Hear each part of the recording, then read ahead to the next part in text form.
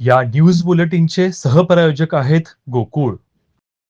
पत्रकारितेच्या क्षेत्रातील प्रभावी कार्याबद्दल रत्नागिरीतील युवा पत्रकार मुझम्मिल काझी यांना राज्यस्तरीय आदर्श पत्रकार पुरस्कारानं सन्मानित करण्यात आलं.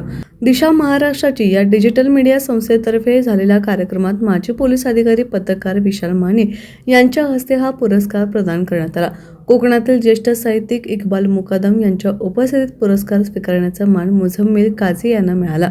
गेल्या 8 वर्षांपासून मुझम्मिल काझी यांनी डिजिटल माध्यमांचा प्रभावी वापर करत कोकणातील ग्रामीण भागातील अनेक प्रश्न, स्थानिक समस्या आणि प्रशासकीय कामकाजातील त्रुटी प्रकटपणे मांडल्या आहेत. डिजिटल माध्यमातील त्यांच्या योगदानामुळेच काझी यांची मराठी पत्रकार परिषद डिजिटल मीडिया या संस्थेच्या रत्नागिरी जिल्हा सचिवपदी निवड झाली आहे.